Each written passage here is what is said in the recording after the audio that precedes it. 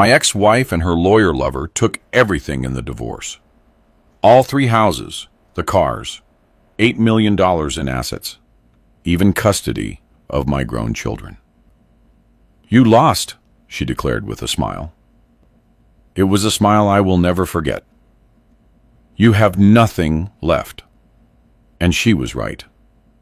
At the age of 70, I was broke, humiliated, and forgotten, left alone on the streets. But then, I went to close the old savings account belonging to my grandfather, Frederick, an account I figured had $50, tops.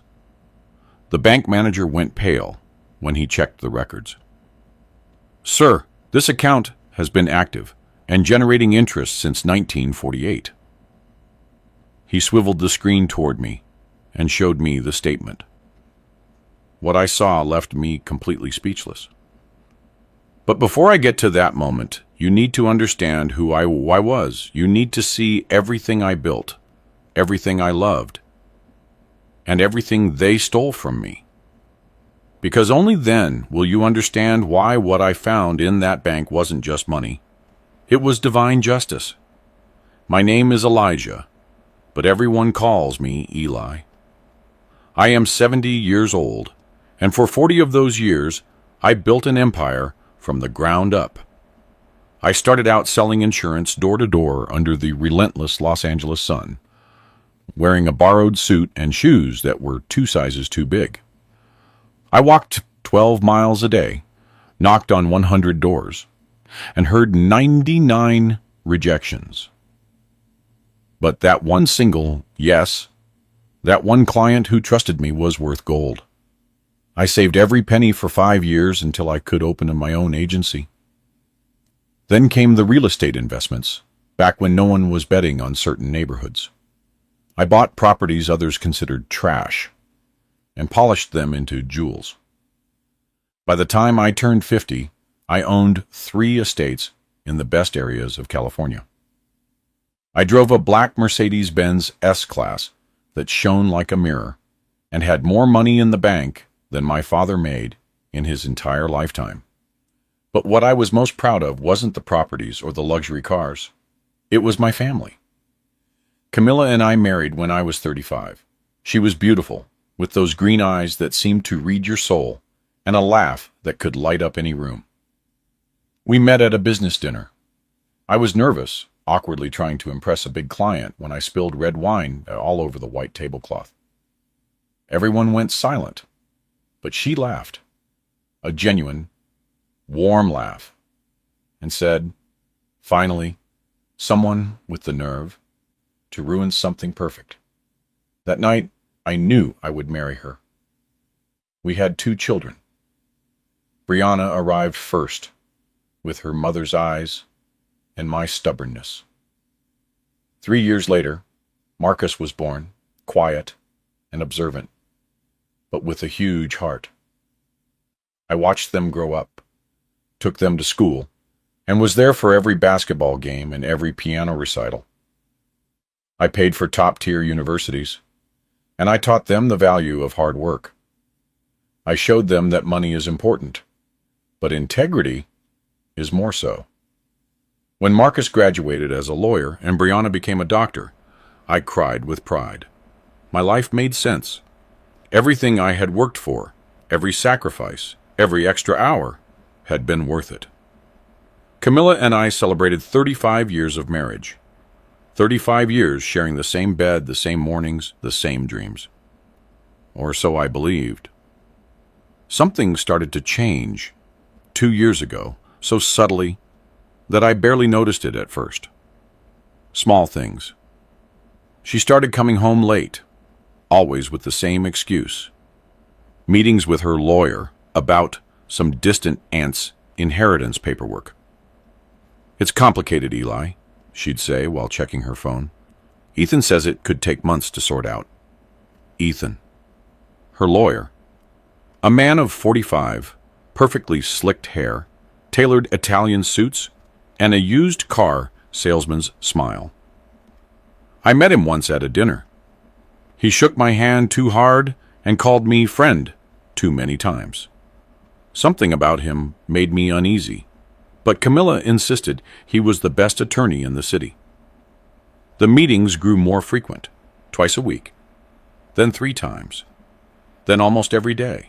She dressed up more than usual to go see him.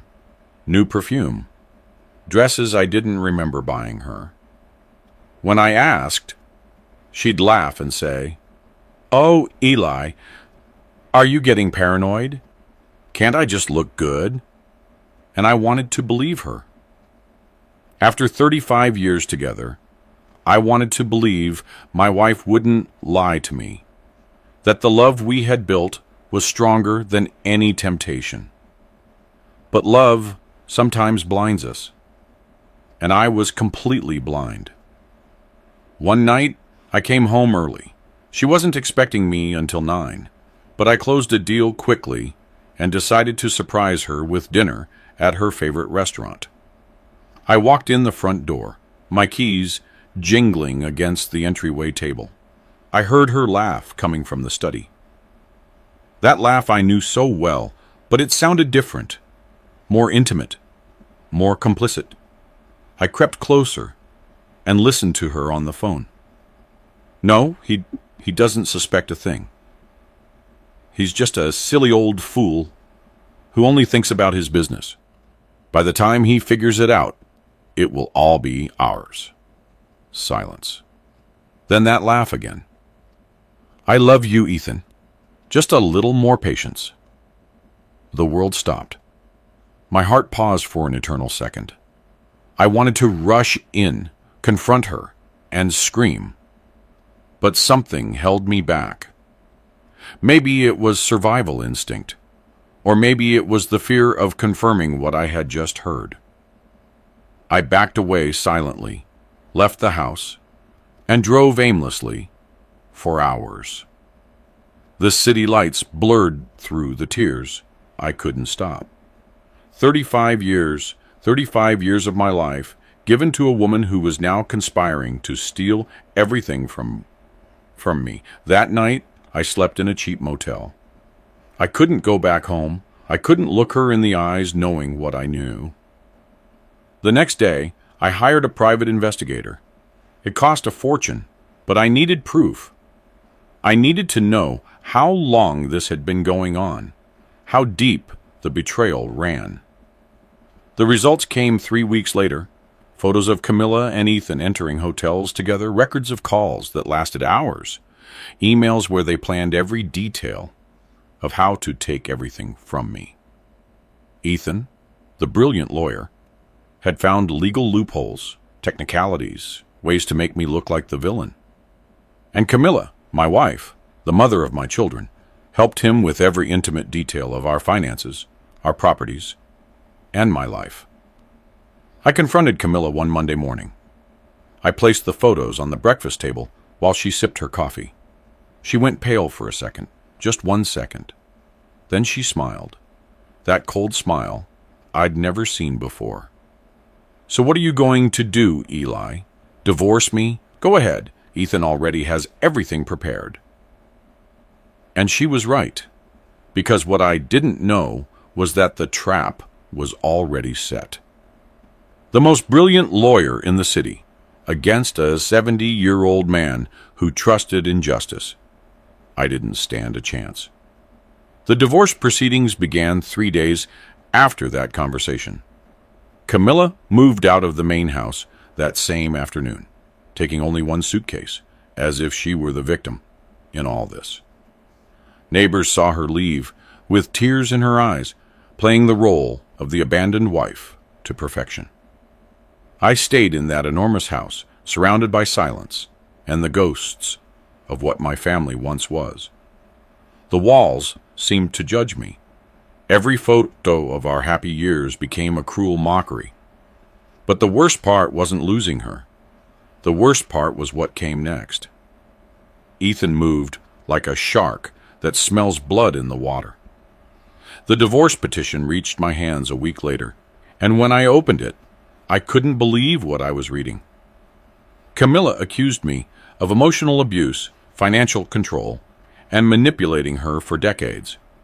She claimed I forced her to sign documents without reading them, constantly threatened her, and that she lived terrified in her own home. Every word was a perfectly constructed lie. Every accusation designed to destroy me. And the worst part, they had witnesses. People I thought were my friends, business associates, even the housekeeper who had worked in my home for 15 years. All of them testified in her favor. All of them lying with a conviction that chilled me to the bone. I hired the best lawyer I could find, an older man with 50 years of experience who assured me that the truth always comes out. "Don't worry, Mr. Hawthorne," he said, patting me on the shoulder. "We have evidence of your good character, your honest work. No judge is going to believe a woman who is clearly lying." But what my lawyer didn't understand was that Ethan wasn't playing fair. He knew every twist and turn of the legal system, every judge, every clerk in every courthouse. He knew exactly what buttons to press and when to press them. On the day of the first hearing, I arrived early in a crisp, tailored suit, with the hope that justice would be on my side. I saw Camilla enter on Ethan's arm, dressed in black, wearing dark glasses, as if she were in mourning. She looked frail, broken, perfectly vulnerable. I, on the other hand, looked exactly what she wanted me to look like: a rich, powerful, intimidating man, the type of man who could abuse his wife without anyone suspecting. The judge was a woman in her 50s, with a severe gaze and an impenetrable expression. She listened to Camilla's case first. Ethan spoke for 40 minutes, painting me as a monster. He described supposed nights of terror, screaming, and threats. He talked about how I controlled every dime Camilla spent, isolated her from her family, and made her feel insignificant. When it was my turn to speak, my lawyer presented our evidence: photographs of happy family vacations, testimony from neighbors who never heard a single shout, and bank records showing Camilla had full access to our accounts. But every time we presented something, Ethan had a response. "The photographs are staged, Your Honor. My client was smiling in public because she was afraid of the consequences. The neighbors never heard anything because the abuse was psychological, not physical. And yes, she had access to the money, but only under the constant supervision of her husband. Everything he said sounded convincing, professional, and rehearsed, and I could see in the judge's eyes that she was starting to believe him." The hearing ended without a resolution. The judge said she needed time to review all the evidence and would schedule a new date. I left that courthouse feeling the floor move beneath my feet.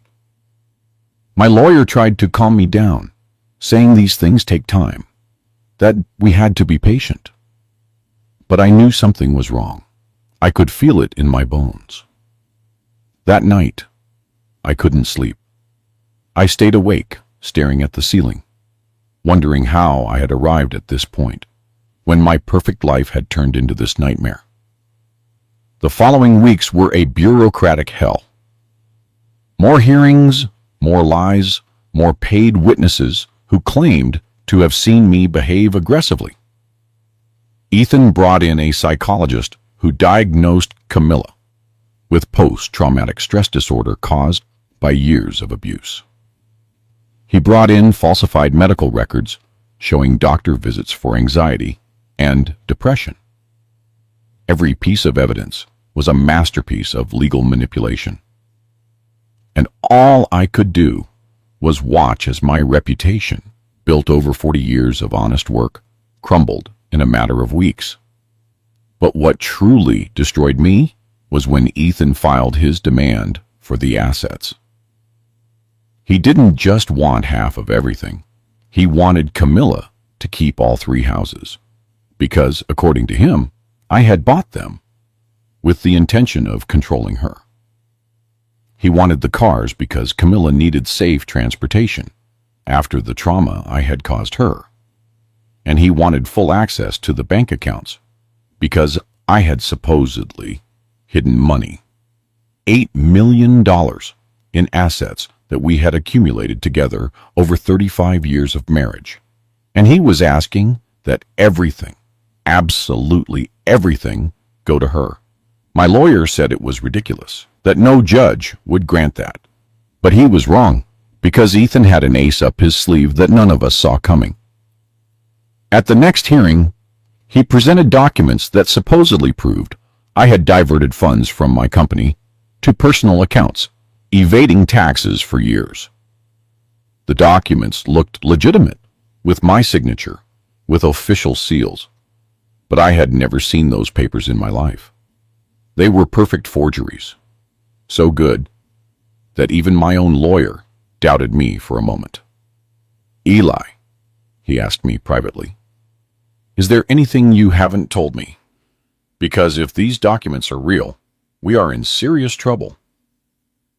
I swore to him that I had never done anything illegal in my life, that I paid my taxes religiously, that every cent of my company was registered and documented. But Ethan had done his work too well. The fake documents looked so real that the judge ordered a complete investigation of my finances. For 3 months, auditors reviewed every transaction, every receipt, every bank movement from the last 10 years. And although they found nothing illegal, the damage was already done. My reputation was destroyed. The local papers published articles about the businessman accused of fraud and abuse. Clients canceled contracts. Business partners stopped returning my calls. My name, which had once opened doors, now slammed them shut. And then came the worst of all. Brianna and Marcus, my children, my babies, sided with their mother. Camilla filled their heads with lies. She told them I had been an absent and controlling father, that she had suffered in silence for years to protect them. And they believed her. Or perhaps they didn't believe her, but money speaks louder than blood. Camilla promised them part of the inheritance if they testified in her favor. And they did. My daughter, the doctor, who studied with my money, stood up in front of the judge and said that I was emotionally distant, that I never showed her real love. My son, the lawyer who should understand how legal manipulation works, declared that he had seen signs of control throughout his childhood. Their words cut through me like knives. Every lie they uttered was a direct stab to the heart. The final hearing arrived on a gray Friday in November. The sky was covered with dark clouds, as if the universe knew what was coming. The courtroom was packed. Camilla and Ethan sat on the other side with barely contained expressions of victory. My children were in the front row, not looking at me. My lawyer was next to me, with a folder that felt terribly thin compared to the mountain of documents Ethan had presented. The judge entered, and we all stood. She sat down and opened her folder, and began to read the verdict in a monotonous voice that betrayed no emotion. After reviewing all the evidence presented, this court determines that Ms. Camilla Rourke is entitled to the entirety of the marital property due to proven emotional and financial abuse. My heart stopped. All 3 residences will be transferred to her name. I felt like I couldn't breathe. The vehicles, the bank accounts, and all assets valued at approximately $8 million will remain in her custody. My hands began to tremble. Furthermore, the custody of the minor children. But Brianna and Marcus were adults. What was she talking about? Pardon, I correct. This court recommends that the adult children maintain distance from the defendant until he completes mandatory psychological treatment. The judge continued reading, but I no longer heard words. only a constant ringing in my ears. My lawyer placed a hand on my shoulder, but I shrugged it off. I didn't want comfort. I didn't want compassion. I just wanted to wake up from this nightmare. When the judge finished reading, she struck her gavel against the table. The sound resonated in the room like a gunshot. Court is adjourned. It was over. 40 years of work, of sacrifice, of building an honest life, erased in an instant by the signature of a judge who never bothered to know the truth. I remained seated as everyone stood up. I watched Camilla walk toward the exit on Ethan's arm. Before crossing the door, she turned and looked straight into my eyes, and then she smiled. It wasn't a subtle or nervous smile. It was a wide, triumphant smile, full of pure venom. Ethan whispered something in her ear, and she laughed. That laugh sliced through the silence of the room like a knife. And in that moment, I knew this had never been about love or pain. It had been about money from the beginning. I was just a bank that she had been emptying for years, waiting for the perfect moment to close the account permanently. My children followed them out without looking at me. Brianna walked quickly, head down, as if she were ashamed, but not enough to stop. Marcus gave me a quick glance, something that might have been guilt, or perhaps just discomfort. But neither of them approached. Neither of them said a word. The room emptied in minutes, and I remained there, nailed to that hard wooden chair, unable to move. My lawyer finally spoke. Eli, I'm so sorry. We can appeal? I raised a hand to stop him. There was nothing left to do. Ethan had won, Camilla had won, and I had lost absolutely everything. I left the courthouse like a ghost. The sun was shining outside. People walked down the streets, laughing and talking, completely oblivious to the fact that my world had just collapsed. I sat on a park bench in front of the building and simply breathed. I inhaled, exhaled. I tried to process what had just happened, but my brain refused to accept it. How was it possible that in a single day I lost 3 houses, all my savings, my cars, and even the respect of my own children? How was it possible that 35 years of marriage ended with a woman stealing everything from me while the legal system applauded her? The following days were a haze of lawyers, papers, and humiliation.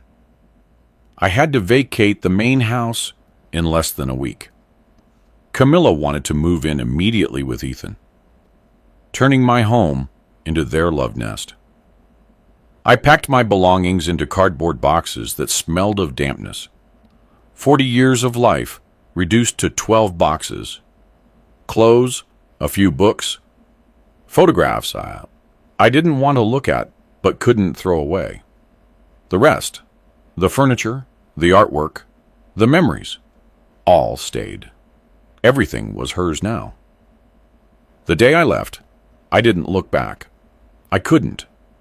If I had turned to see that house one last time, I think I would have collapsed right there on the driveway.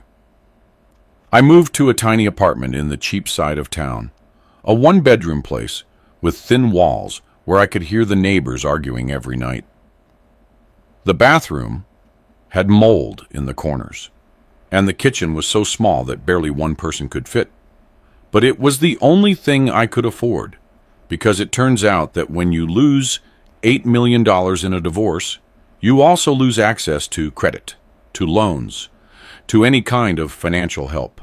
Banks looked at me as a risk. We're sorry, Mr. Hawthorne, but given your recent legal situation, the phrase was always left unfinished. But the message was clear. I was a pariah now. My friends disappeared one by one. At first, they called, sent messages saying they regretted what had happened. But when I asked for help, when I needed work or simply someone to talk to, the excuses started. "I'm too busy right now, Eli. It's not a good time. Camilla is my wife's friend. You understand the position this puts me in, right?" In 2 months, my contact list was reduced to almost nothing. The people I had shared dinners, trips, and business deals with simply erased me from their lives as if I had never existed. That's how the world works when you fall. No one wants to be near the loser, because defeat might be contagious. I tried calling my children dozens of times. Brianna never answered. Her calls went straight to voicemail. I left messages at first, pleading for her to listen to me, to give me a chance to explain my side. But after 20 unanswered messages, I stopped trying. Marcus answered once, only once. His voice sounded cold, distant. "Dad, Mom told us everything. How you manipulated her for years. How you made her believe she was nothing without you.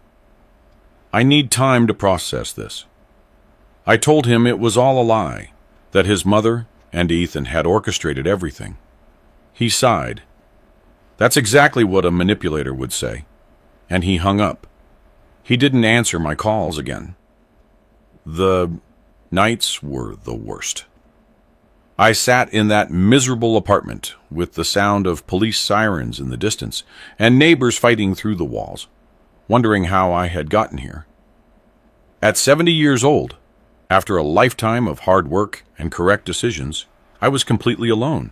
No family, no friends, no money, no purpose. There were nights when I considered just giving up, stopping the fight, accepting that this was my life now, and that there was no way to change it. But something inside me, a last vestige of pride or perhaps simple stubbornness, refused to surrender completely.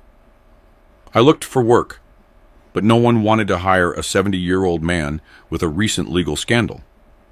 "You're overqualified. We're looking for someone younger.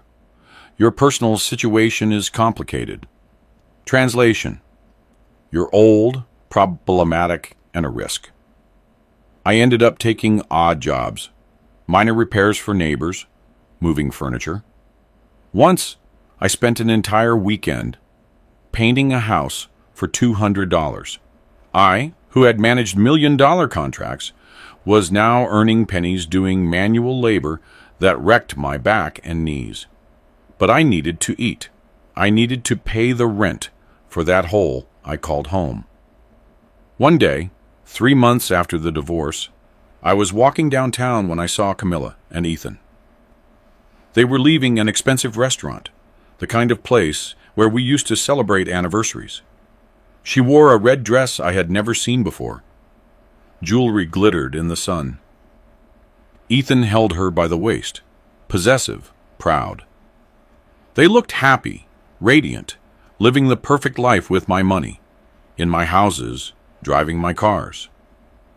I hid behind a pole so they wouldn't see me, not out of fear, but because I couldn't bear the thought of them seeing me like this, destroyed, broken, defeated. That night, I hit rock bottom. I sat on the floor of my apartment, surrounded by bills I couldn't pay, and cried. I cried like I hadn't cried since I was a child. Tears of rage, of powerlessness, of pure despair. Why had I worked so hard? To end up like this, alone and ruined, while the people who betrayed me enjoyed the fruits of my labor? It wasn't fair. None of this was fair. But justice, I learned that night, it is not something the world owes you. It's something you have to fight to achieve.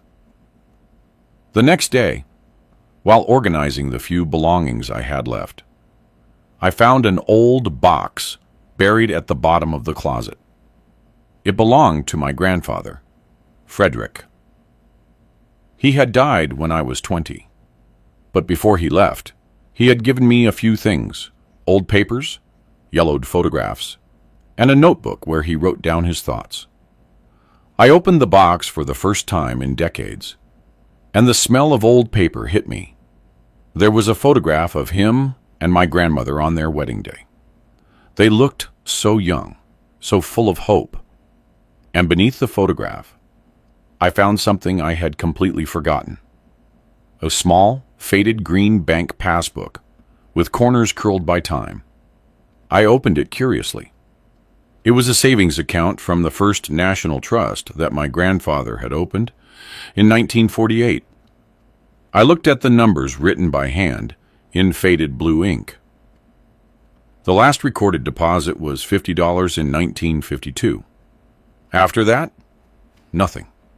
The account had been forgotten for over 70 years. It was probably closed or inactive. But something clicked in my head, a tiny spark of curiosity amid all my despair. What if the account still existed? What if there was something in there, even if it was just those $50? It wasn't much. But in my current situation, $50 meant food for a week. I decided to go to the bank the next day. I had nothing to lose. The First National Trust still existed, though it was now part of a larger chain. The nearest branch was 40 minutes away by bus. I put on my only suit, the same one I had worn to the trial, now wrinkled and with a coffee stain I could never quite remove. I took the passbook and left early in the morning. The bus ride was long and filled with people going to jobs they hated. I arrived at the bank at 9 in the morning. It was a modern building, all glass and steel, very different from the old branches I remembered from my youth. I walked in with the passbook tightly held in my sweaty hand. The receptionist looked at me with that professional smile they give you when they assume you're not important. "How can I help you?" I showed her the passbook. "I need to verify if this account still exists." She took it, frowned at the date, and asked me to wait. I sat in one of those uncomfortable chairs in the waiting room, surrounded by people conducting important business while I chased a ghost from 1948. 20 minutes passed, then 30. I started to think I had made a mistake, that this was a waste of time. But then an older man appeared, about 60 years old, with thick glasses and a gray suit. "Mr. Hawthorne?" I stood up. "Yes." "I'm Joseph, the manager of this branch. Could you please accompany me to my office?" There was something in his tone that made me nervous. He didn't sound like someone about to tell me the account was closed. He sounded like someone who had just seen something he didn't expect.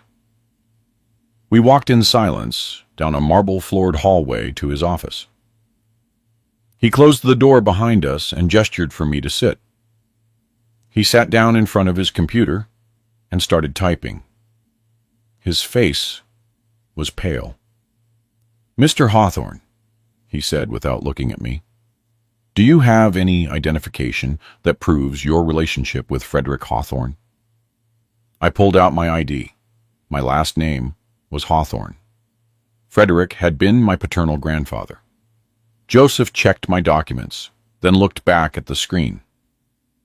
He took a deep breath. "Sir, this account exists. It is active and has been generating compound interest since 1948. The world stopped. "What?" My voice came out as a whisper.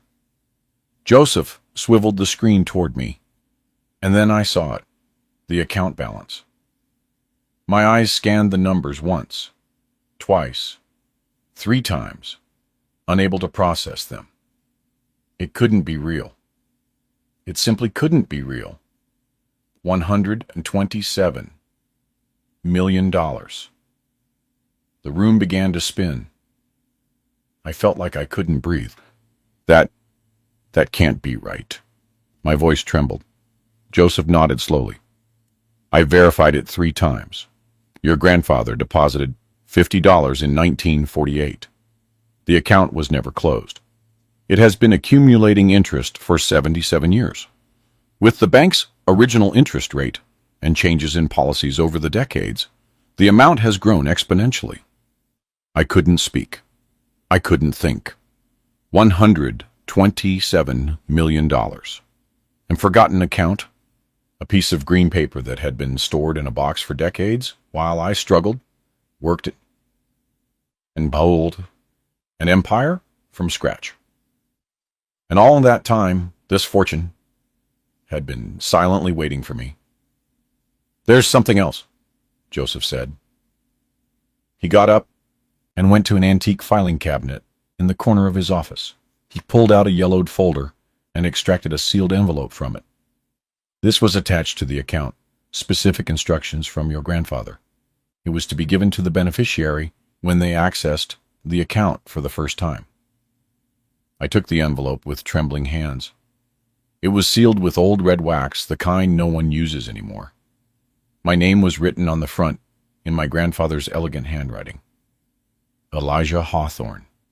To be opened when you need it most. I broke the seal. Inside was a letter written on fine paper. The letters penned in ink that had faded, but was still legible. I began to read, and the tears started to fall before I could stop them. "My dear Elijah, if you are reading this, it means you found what I left for you. And if you found it, it means you need it. I know what it's like to be betrayed by those you trust. It happened to me with my business partner in 1945. He took everything, my business, my savings. He even tried to take your grandmother. The pain of that betrayal almost destroyed me, but I learned something important. Bad men can take everything they see, but they can never take what they don't know exists." The letter continued. "I opened this account in secret in 1948 with the last $50 I had left. It was all I had in the world, but I didn't open it for myself.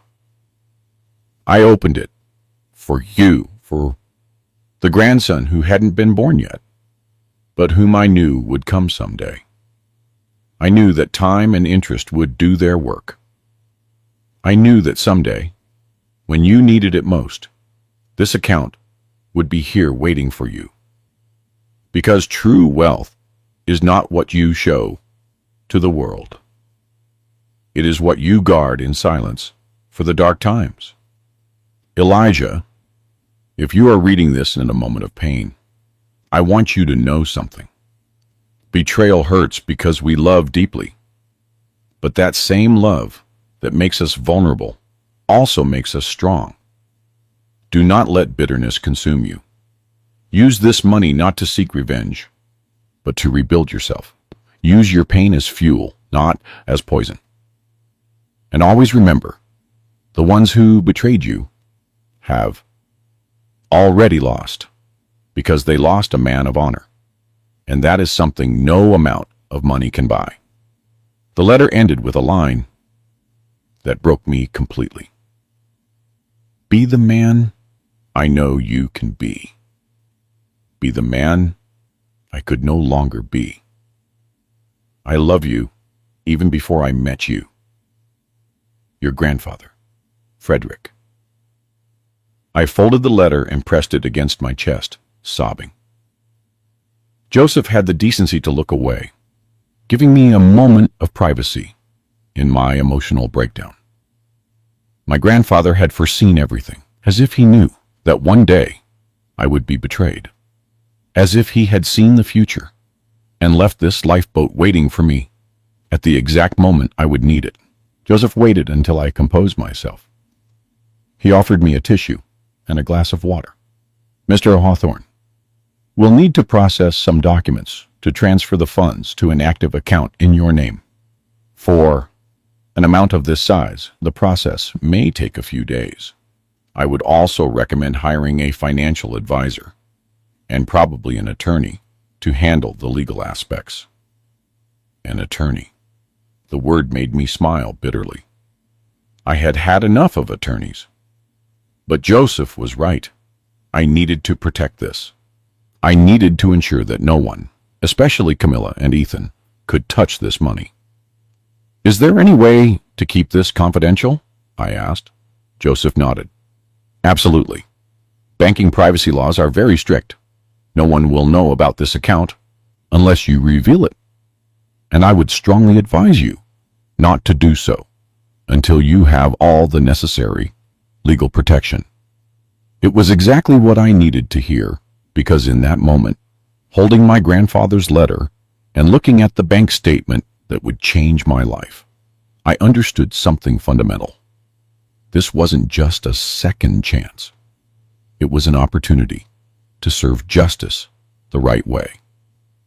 I left the bank 3 hours later with a folder full of documents and a secret that weighed more than any fortune. $127 million. The figure swirled in my head like a whirlwind. I walked the streets aimlessly, trying to process what had just happened. People passed by me, completely unaware that the old man in the wrinkled suit walking among them had just become a multimillionaire. I was surreal. Just 24 hours earlier, I was figuring out how to pay the next month's rent. Now, I had more money than I could spend in several lifetimes. But something in me had changed. I didn't feel euphoria. I didn't feel the urge to celebrate or to spend. I felt something much deeper and darker. I felt clarity. For the first time in months, my mind was completely clear. And in that clarity, I understood exactly what I had to do. Camilla and Ethan had taken everything from me because they thought I had nothing left to lose. They were wrong. And now, I was going to show them just how expensive it is to underestimate a man who has hit rock bottom and found gold instead of darkness. The first thing I did was move, not to an ostentatious mansion or a luxury penthouse. That would have drawn attention. I moved to a modest but respectable apartment in a quiet neighborhood. 2 bedrooms, clean, with good natural light. Nothing that screamed money. I bought simple furniture, normal clothes, and kept my old car. Because the most important lesson I learned from my grandfather was this: true wealth is invisible. And I needed to be invisible while I prepared my next move. I hired an attorney, but not just any attorney.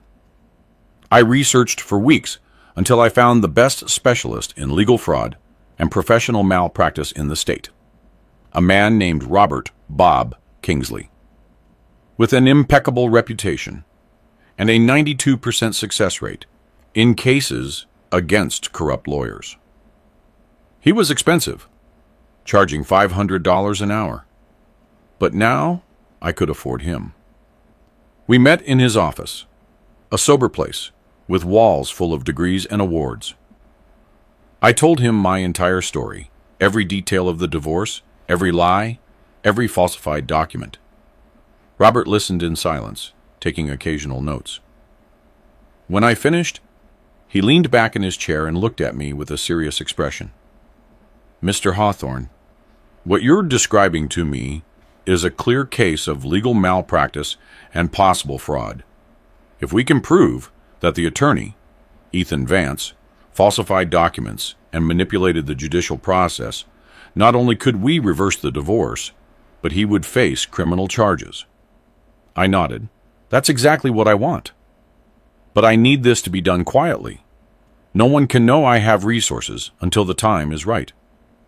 Robert smiled for the first time. "I understand perfectly. And coincidentally, I have a few contacts who could help us." Over the next few weeks, Robert set in motion a silent but relentless machine. He hired a top-level private investigator, someone who knew how to get information without leaving a trace. The investigator started following Ethan, reviewing his past cases, and talking to former clients. And what he found was better than I had expected, much better. It turned out I wasn't Ethan's only victim. Over the last 10 years, He had manipulated at least 7 other divorce cases using similar tactics: falsified documents, paid witnesses, and fabricated evidence. He always got away with it because his victims ended up so financially and emotionally destroyed that they had no resources to fight back. But we had resources, and more importantly, we had patience. The investigator compiled testimonies from those other victims. Some agreed to speak when they learned that someone was finally coming after Ethan. Others were afraid, but with time and the guarantee of legal protection, they began to open up. We also found something interesting about Camilla. It turned out that she and Ethan had been planning this for more than 3 years. Emails, text messages, call records, everything meticulously saved on servers they thought no one would check. The investigator was good at his job, very good.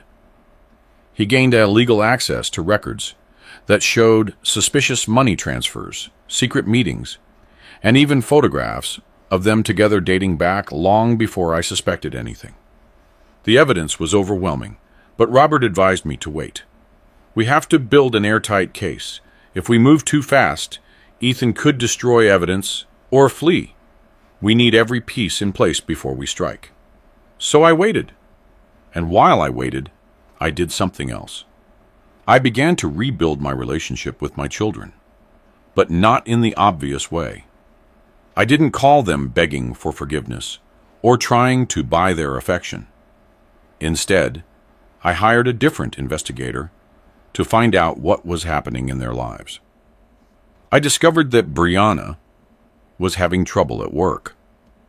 A superior was harassing her, and she didn't know how to handle it without risking her career. Marcus had invested in a business that was failing and had debts he couldn't pay. Camilla, of course, wasn't helping them. She was too busy spending my money with Ethan. So I did something they would never expect. I helped my children anonymously. Through legal intermediaries, I made sure that Brianna's superior was investigated and eventually fired. It wasn't difficult. The man had a history of harassment that the company had ignored. He just needed someone to bring it to light.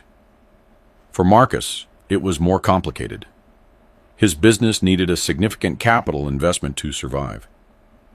So I created a shell company and offered him exactly that. He never knew that the silent investor who saved his business was his own father. The investigator kept me informed of their reactions. Brianna was relieved and confused by her sudden good luck. Marcus was grateful, but suspicious of why anyone would invest in his small company. But neither of them connected the dots back to me. 6 months passed. 6 months of living in the shadows, building my case piece by piece, helping my children without their knowledge. And during that time, I watched Camilla and Ethan enjoy their victory. They moved into my largest house, the one with the ocean view. They hosted lavish parties, traveled to Europe, and posted photos on social media showing their perfect life. And every photo, every fake smile, every display of stolen wealth only strengthened my resolve. Robert finally called me to his office. "We're ready," he said with a smile that let me know the news was good. He spread a thick folder across his desk. "We have enough evidence to prosecute Ethan for fraud, falsification of documents, and legal malpractice in 8 different cases, including yours. We also have proof that Camilla was an active accomplice in your specific case, which makes her vulnerable to criminal charges." I opened the folder. There were hundreds of pages.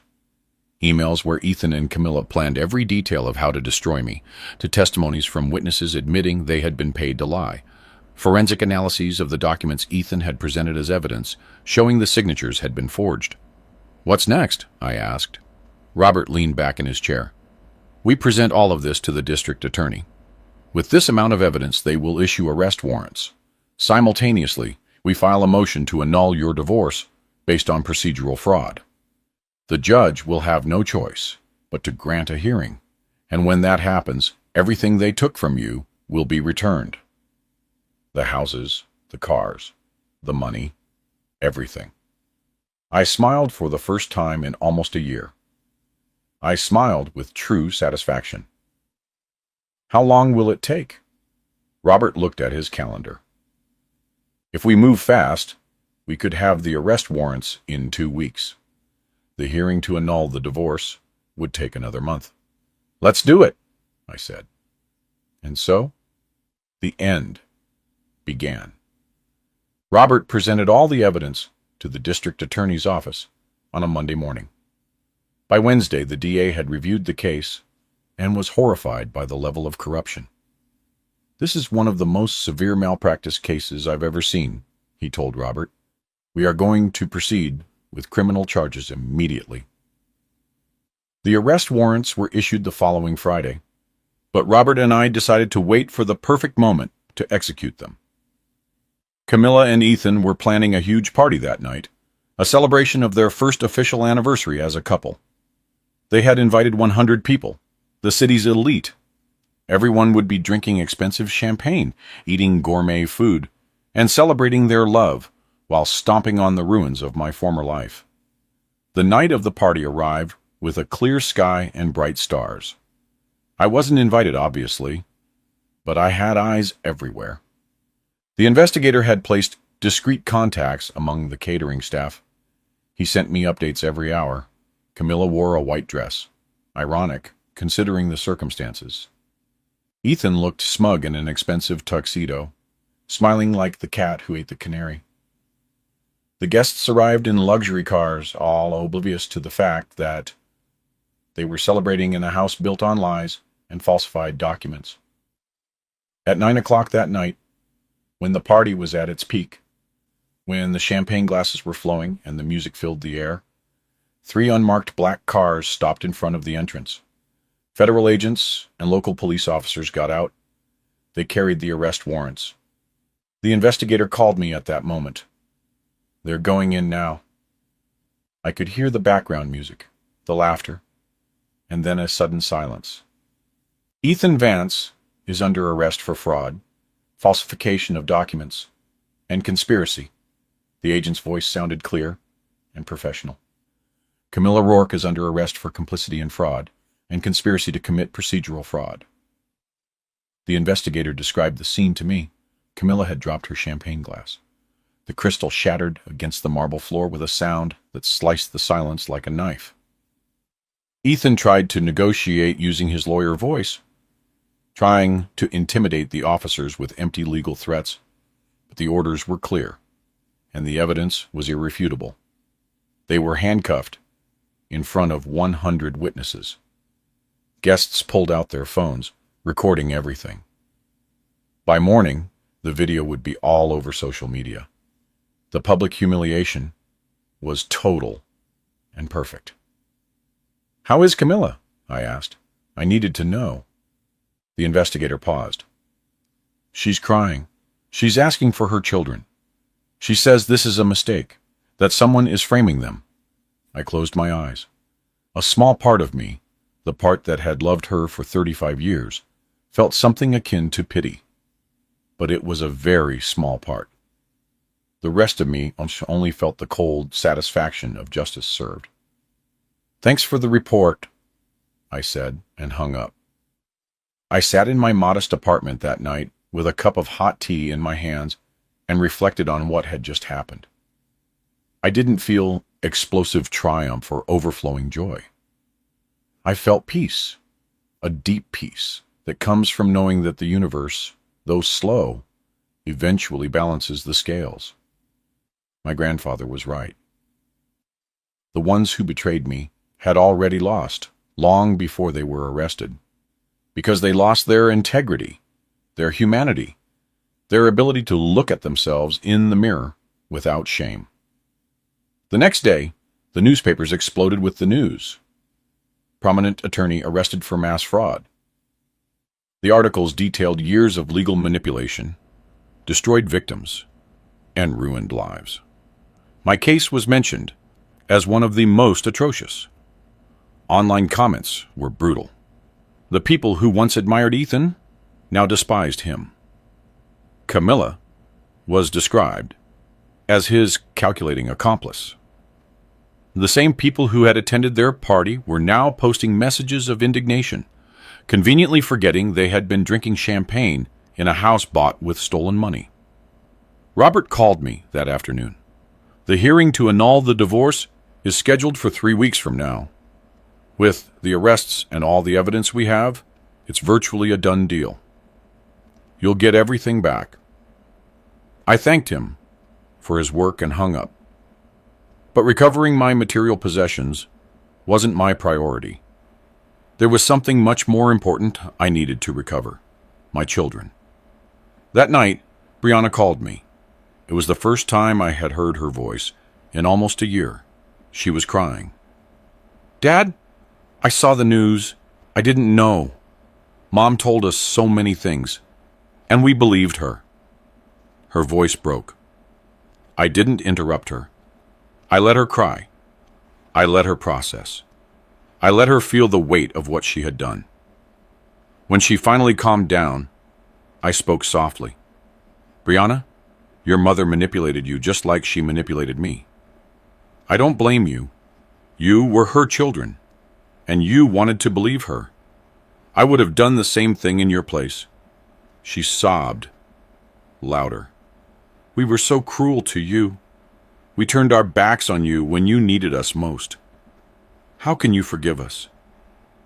I closed my eyes. Because I love you, and real love forgives, even when it hurts. But I need you to understand something. Forgiveness doesn't mean everything goes back to the way it was before. We'll have to rebuild our relationship from scratch, and that will take time. Marcus called me an hour later. His tone was different from Brianna's. There was shame, but also something else. Respect. "Dad, the investor who saved my business? That was you, wasn't it?" I didn't answer directly. "Does it matter who it was?" He paused for a long time. "Yes, because it means that even when we turned our backs on you, when we abandoned you at your worst moment, you kept taking care of us. Not because you expected anything in return, but because that's what real fathers do." His voice broke. "I'm sorry, Dad. God, I am so sorry. I told them both that we would see each other soon, that we would talk about everything calmly, but that now I needed time to process my own healing."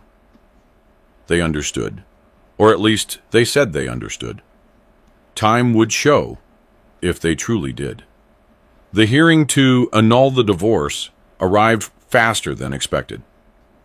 The courtroom was the same one where I had lost everything a year ago, but this time I was different.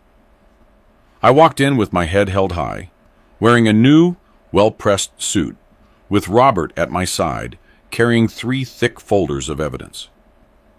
The judge was different, an older woman with a wise gaze, who reviewed the case with meticulous care. Camilla and Ethan were not present. They were still in jail, awaiting trial. Their defense attorneys looked defeated before the hearing even began. They knew they had no case. Robert presented all the evidence: the falsified documents with forensic analyses, the testimonies of witnesses admitting they had been paid to lie, the emails where Camilla and Ethan planned every detail, and Ethan's previous victims testifying about identical tactics. The judge listened to everything in silence, her expression growing sterner with each piece of evidence. When Robert finished, the judge removed her glasses and looked directly at us. In my 30 years as a judge, I have rarely seen a case of procedural fraud so blatant and calculated. What was done to Mr. Elijah Hawthorne was not just an unfair divorce. It was a systematic robbery, orchestrated through the manipulation of the legal system. She paused, letting her words resonate. This court annuls the divorce in its entirety. All marital property, assets, and custody agreements are declared null and void. Furthermore, I order a complete investigation into the judge who presided over the original case for possible complicity or gross negligence. The gavel struck the table. The sound was different this time. It was not the sound of my world collapsing. It was the sound of justice. Finally being served. I walked out of that courthouse with my properties legally restored, my name cleared, and something more valuable than any material possession. I walked out with my dignity intact. Because I never succumbed to bitterness. I never sought violent revenge. I simply let the truth do its work. And the truth, as always, was more powerful than any lie. That night, I returned to my modest apartment.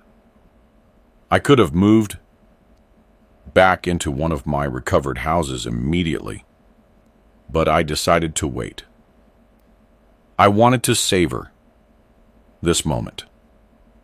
I wanted to remember what it felt like to be at the bottom before returning to the top, because that memory would keep me humble. It would remind me that fortune can change in an instant, and that the only thing that truly matters is who you are when no one is looking. The following days were a strange mixture of legal resolution and personal healing. The 3 houses were returned to my name. The Wars, though Camilla and Ethan had used them for a year, were still registered under my property thanks to legal technicalities Robert handled brilliantly. The bank accounts were more complicated because they had spent millions, but the court ordered the return of everything that remained, plus compensation for damages. It wasn't that I needed that money. I still had the $127 million from my grandfather's account, untouched, waiting silently. I decided not to reveal that account. Not yet, perhaps never, because I had learned the most valuable lesson of my life. Visible money makes you a target. Invisible money makes you invincible. I moved it back into my main house, the one with the ocean view, but something had changed in me. The rooms that once filled me with pride now felt empty. The expensive furniture, the artwork, the marble floors, everything seemed superficial. I had lived in a 1-bedroom apartment and had been just as happy. Perhaps happier, because in that apartment there were no ghosts of past betrayals. I hired a deep cleaning company, not just to clean physically, but symbolically. I wanted to erase every trace of Camilla and Ethan from that space. I donated the furniture they had used. I repainted the walls, changed the locks, obviously, but I also changed the energy of the place. When they were finished, the house felt new, like a blank canvas awaiting a second chance. Brianna and Marcus came to visit me on a Saturday afternoon. It was awkward at first. We sat in the living room, the same place where we used to have family dinners, and the silence weighed like a rock between us. Brianna spoke first. "Dad, I don't even know where to begin to apologize." I raised a hand to stop her. "Start by being honest with me and yourselves. Why did you believe me capable of what your mother said?" Marcus looked at the floor. "Because it was easier to believe her than to face the possibility that she had lied to us our whole lives. If Mom could lie about you, it meant she could lie to us about anything, and that was terrifying." His honesty surprised me. "And also," Brianna continued, her voice trembling, "because money was involved. Mom promised us part of the inheritance if we supported her, and we accepted." The silence that followed was dense. I appreciated their honesty, but it hurt to hear it. My own children had sold me out for money. "And now?" I asked. "Now that you know the truth, how do you feel?" Brianna started to cry. "I feel dirty, like I betrayed everything you taught me about integrity. You paid for my college, my medical residency. You supported me every step of the way, And I turned my back on you for a check I didn't even need. Marcus nodded. Me too. And the worst part is that you kept helping us even when we abandoned you. The investigator confirmed it for me. It was you who saved Brianna's business with that superior. It was you who invested in my company. I looked at both of them. My imperfect children, selfish in their moment, but finally able to face their mistake. I forgive you, I said simply. But forgiveness doesn't mean everything goes back to the way it was before. We will have to rebuild trust, and that will take time, maybe years. Are you willing to do that work? They both nodded, and tears in their eyes. Whatever it takes, Marcus said. However long it takes, Brianna added. And so, the slow process of family healing began. It wasn't easy or fast. There were difficult conversations, awkward silences, and moments where the pain of the past resurfaced like an unexpected wave. But gradually, week after week, we began to find a new rhythm. Meanwhile, the criminal case against Camilla and Ethan moved forward. The DA had built a solid case, with the 8 previous victims testifying. The media covered every detail of the trial. Ethan tried to negotiate a guilty plea in exchange for a reduced sentence, but the DA rejected the offer. They wanted a full trial, a public example of what happens when lawyers corrupt the system. The trial lasted 3 weeks. I attended every day of testimony, not for revenge, but for closure. I needed to see it through, to see justice work as it should have from the beginning. Camilla looked different at the trial. No expensive makeup, no designer dresses, just the orange prison uniform that crushed any pretense of glamour. She looked at me once from the defendant's stand. Our eyes met, and I saw something I hadn't expected. Real regret. Not the performative kind that people show to reduce their sentence, but something deeper. The realization that she had destroyed 35 years of shared life for greed and lust. I looked away, not because I hated her, but because I no longer felt anything for her. And that indifference was more definitive than any hate. Ethan, on the other hand, never showed remorse. Even when witnesses described how he had ruined their lives, he remained impassive, arrogant, convinced that his intelligence would save him from the consequences. But cunning intelligence is just a sharp tool in dangerous hands, and the legal system, though slow, eventually cuts those who try to manipulate it. The verdict arrived on a rainy Friday. The jury deliberated for only 4 hours. Guilty on all counts. Ethan was sentenced to 20 years in prison without possibility of parole for the first 10. Camilla received 8 years for complicity. When the judge read the sentences, Ethan finally lost his composure. He shouted that it was unfair, that he had contacts, that this wasn't over. Guards had to forcibly remove him while he continued screaming empty threats. I left the courthouse that day and breathed the fresh afternoon air. The rain had stopped, and the sun was beginning to appear through the clouds. Symbolic, I thought. Robert waited for me on the steps. "Justice served," he said with a satisfied smile. "Justice served," I repeated. But I knew that the real justice hadn't been the prison sentence. It had been the process of keeping my integrity intact while the world collapsed around me. That was the real victory. With the criminal case closed and my properties restored, I finally had time to think about the future.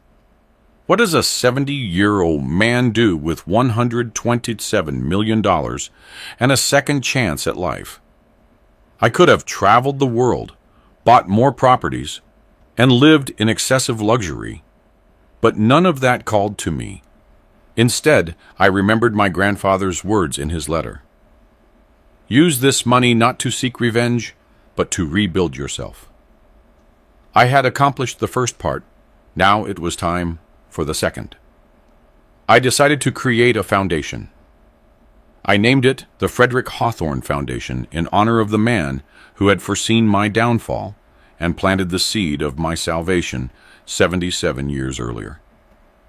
The foundation's mission was simple but powerful: to help victims of fraudulent divorce and legal malpractice, to provide free legal resources to people who couldn't afford high-quality attorneys, to create a support system for those who had been destroyed by the very system that was supposed to protect them.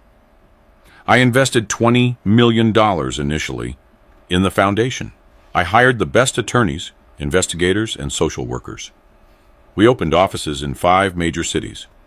In the first year, we helped 43 people overturn fraudulent divorces or prosecute corrupt lawyers. Every case won was a small victory against systemic injustice, and every person helped was a reminder of why I had survived my own nightmare, not to accumulate wealth, but to use that wealth as a tool for real change.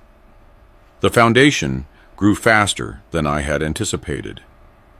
The stories of people destroyed by unscrupulous lawyers were countless. Every week, dozens of requests for help arrived. Mothers who had lost their children due to false accusations, fathers financially ruined by manipulated divorces, and elderly people stripped of their life savings by corrupt legal guardians. Each story was a mirror of my own experience, and each one reinforced my commitment to this mission. I hired Robert as the foundation's legal director. He accepted enthusiastically, saying that in 30 years of his career, he had never had the opportunity to do so much good with such financial backing. Most victims of legal fraud lose not just for lack of evidence, but for lack of resources to fight, he explained, while we reviewed cases in his new office. With the foundation, we are leveling the playing field. We are giving ordinary people the same weapons the rich have always had: access to real justice. One of the first cases the foundation handled was that of a woman named Gloria.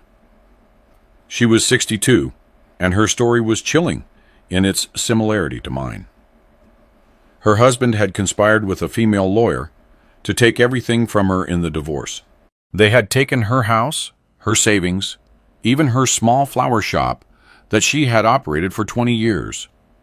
When she came to our offices, she looked defeated, with the vacant gaze of someone who had lost hope. Robert and his team reviewed her case and found the same tactics Ethan had used on me: falsified documents, paid witnesses, and procedural manipulation. It took 6 months, but we won her case. The divorce judgment was annulled, her properties restored, and the corrupt lawyer faced criminal charges. The day Gloria got the keys back to her shop, she came to the foundation with a bouquet of fresh flowers. Tears were in her eyes as she handed them to me. "Mr. Hawthorne, you gave me back my life. Not just my shop or my house. You gave me back my faith that there are still good people in the world." I had tears in my eyes too. "Gloria, I only did for you what someone did for me 77 years ago. I'm paying forward a debt to my grandfather." And stories like Gloria's multiplied. Every successful case brought more attention to the foundation. The media began covering our work. Newspapers wrote articles about the avenging angel of unjust divorces. Television programs invited me for interviews. At first, I rejected all of the invitations. I wasn't looking for fame or recognition, but Robert convinced me to accept a few. "Your story has power," he told me. "If you share it, you'll inspire more victims to seek help and put pressure on the legal system to reform." He was right. I accepted an interview on a national news program. The journalist, a serious woman in her 40s, asked me how I felt about Camilla and Ethan now that they were in prison. "I don't feel satisfaction in seeing them incarcerated," I answered honestly. "I feel relief that they can't harm more people. And I feel sadness for the waste of human potential. Ethan could have been a great lawyer helping people. Camilla could have been the faithful partner. But they chose the easy path of greed, and now they pay the price. The interview went viral. Millions of people watched and shared it. The comments were overwhelmingly positive. People sharing their own stories of betrayal and divorce, others praising my measured response and lack of bitterness. Some critics said I should be angrier, more vengeful. But I had learned something crucial during my year in hell. Bitterness is a poison you take yourself, hoping it will kill your enemy. And I refused to poison myself. The media exposure brought something unexpected: letters. Hundreds of letters from people thanking my work, sharing their stories, and offering donations to the foundation. One particular letter touched my heart. It was from a woman in her 70s who had lost everything in a fraudulent divorce 30 years earlier. "I could never recover," she wrote in shaky handwriting, "but knowing that you are helping others gives me peace. It makes me feel that my suffering was not completely in vain if it inspired someone like you to create this foundation." I replied personally, thanking her for sharing her story and offering support if she still needed it. While the foundation flourished, my relationship with Brianna and Marcus also healed slowly. We started with weekly dinners, careful conversations where we rebuilt trust word by word.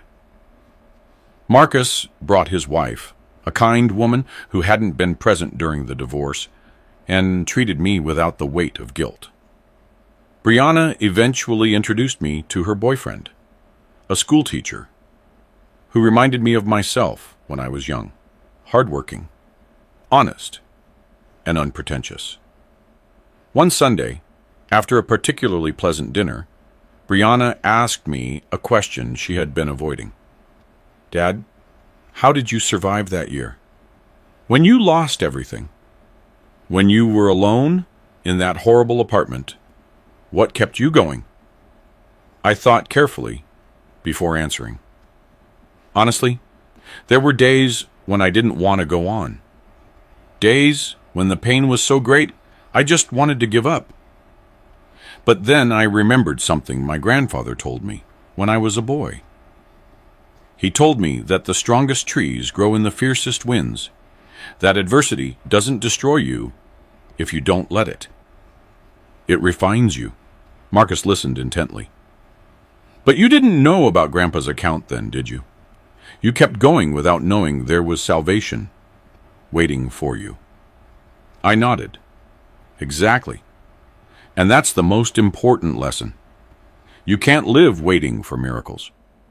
You have to keep walking, even in the deepest darkness, trusting that you'll eventually find light. Sometimes that light comes from unexpected places, but you only find it if you keep walking. Brianna had tears in her eyes. "We failed you when you needed us most, and yet you forgave us." "How?" "Because forgiveness is not a gift for you," I explained. "It's a gift for me. Bitterness would have destroyed me more effectively than anything Camilla or Ethan did. Forgiving them freed me. It allowed me to move forward without carrying that weight." The silence that followed was comfortable, contemplative. We were healing, not completely, perhaps never completely, but enough. Enough to be a family again. Different from the one we were before, but perhaps stronger, precisely because we had been broken and rebuilt. The foundation completed its first year of operation. We organized a gala to celebrate and raise more funds. 150 people attended, including several of the people we had helped. Gloria was there with her husband, reconciled after he discovered she had been a victim of legal manipulation. A young man who had regained custody of his children after we proved his ex-wife had falsified evidence of abuse. An elderly couple who had recovered their retirement home from a corrupt guardian.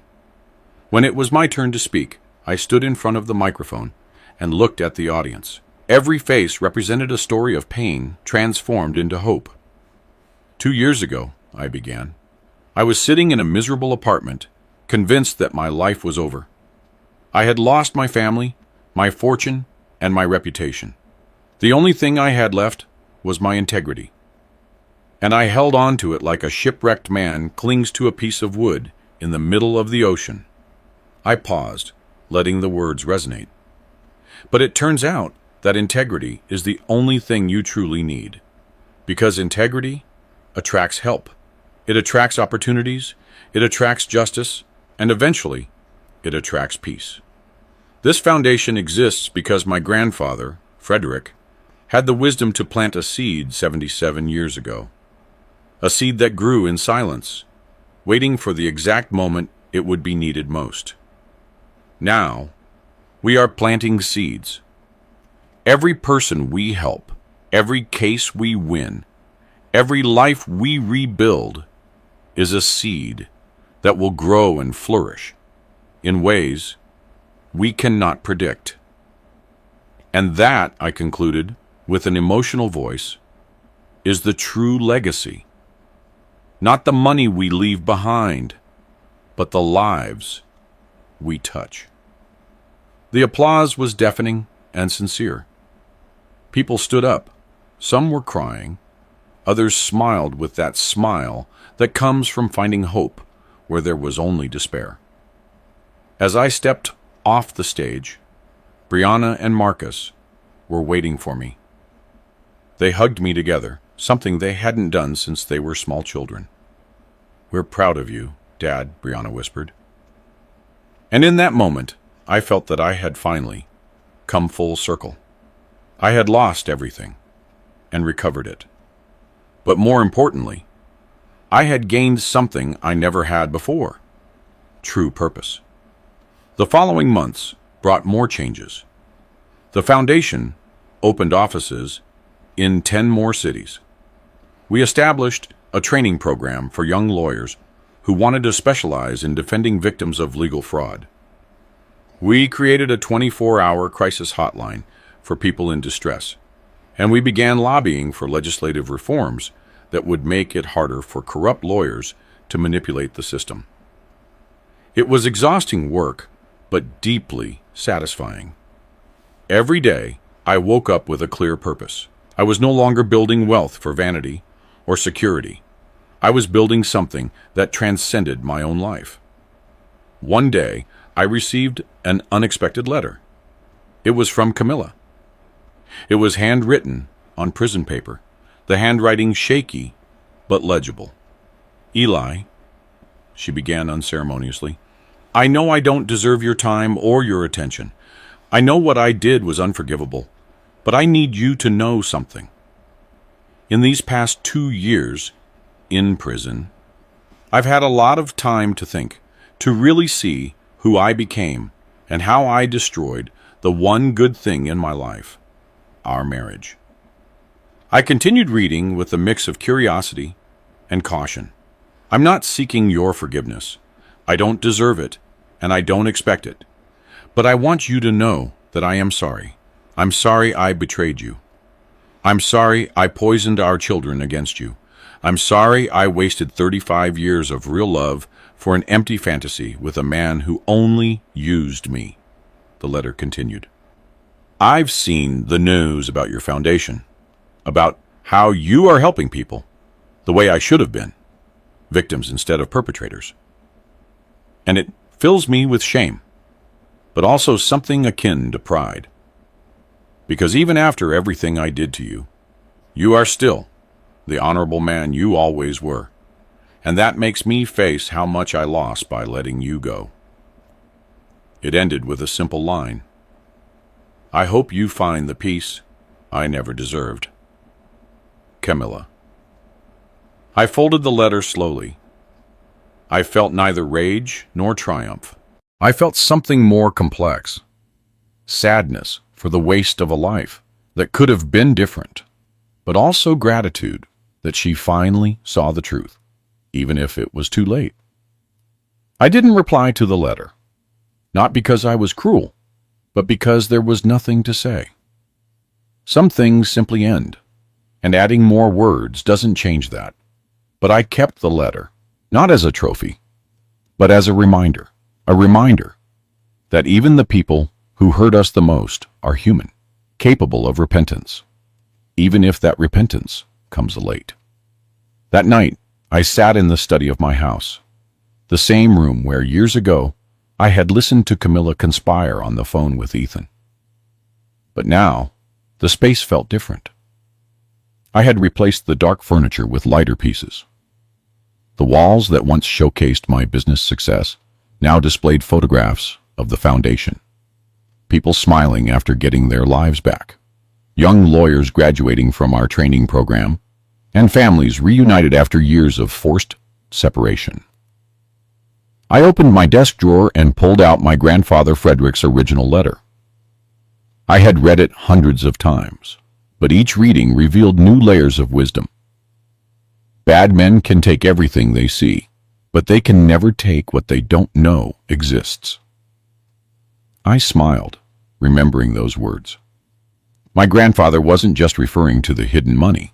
He was referring to inner strength, integrity, and the ability to stay true to your principles, even when the world conspires against you. Those were the true, invisible riches. I thought about everything that had happened in the past 3 years.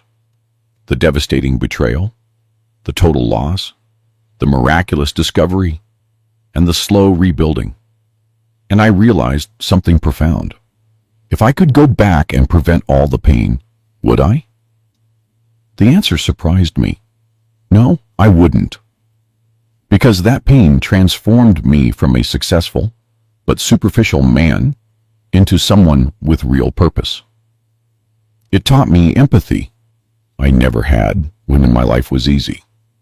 It showed me who I really was when everything external was taken away, and that lesson was worth more than any amount of money. My phone rang, interrupting my thoughts. It was Robert. Eli, I have news. The governor just signed the reform bill we were pushing. From now on, all divorces with assets over $1 million require independent review by a panel of judges, and any lawyer accused of procedural manipulation will face automatic investigation by the Bar Association. It was a huge victory. Years of lobbying, testimonies, and public pressure had finally paid off. Robert, this is incredible. How many lives do you think this law will save? He paused thoughtfully. Impossible to say, but every life it saves is a life that won't have to go through what you went through, and that makes it invaluable. That night, I hosted a small dinner at my house. Brianna, Marcus, their partners, and a few key members of the foundation team. We cooked together, something we had never done when I was rich and successful. Before, we had chefs and staff. Now we had laughter in the kitchen as Brianna burned the onions and Marcus tried to save the sauce. It was chaotic and perfect. During dinner, I raised my glass. I wanted to make a toast to my grandfather, Frederick, who had the wisdom to plant a seed he wouldn't live to see grow. To the brave people who share their stories of pain to help others. To my children, who had the courage to admit their mistakes and work to make amends. And to all of us, for choosing every day to be better than we were yesterday. The glasses clinked with that crystalline sound that marks important moments. And as I looked at the faces around the table, I realized that this was true wealth. Not the 127 million in the bank, not the houses or the cars, but these human connections, rebuilt after being broken, stronger precisely because they had survived the fracture. After dinner, when everyone had left, I walked out to the Ocean View Terrace. The moon shone over the water, creating a silver path to the horizon.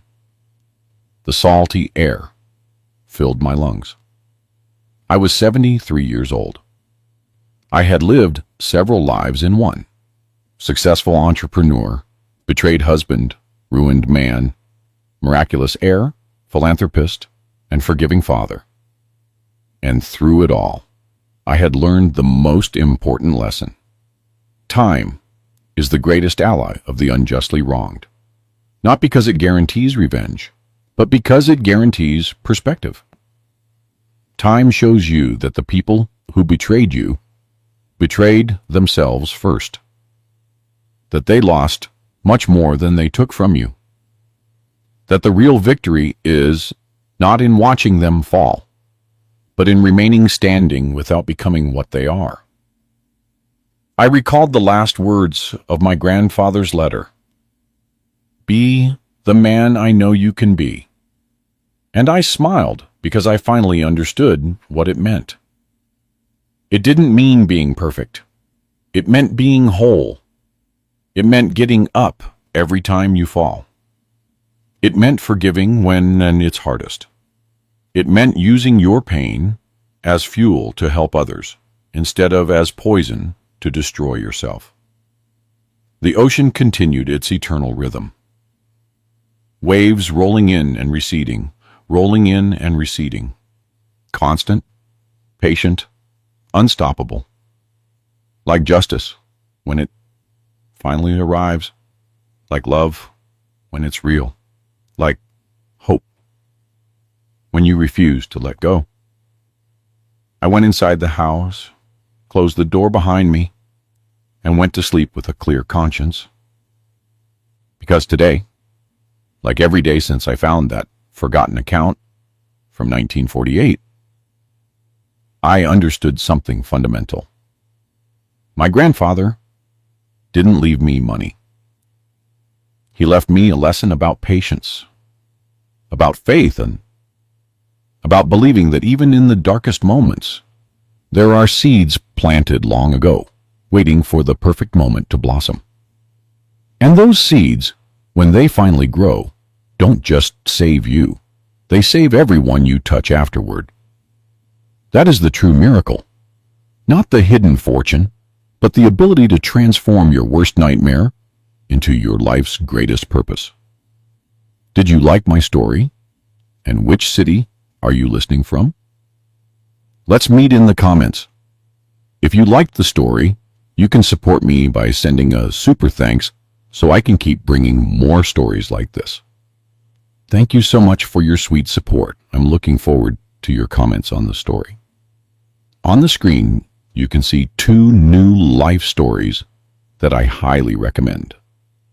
There's so much more on my channel. Don't forget to subscribe. See you in the next life story with love and respect.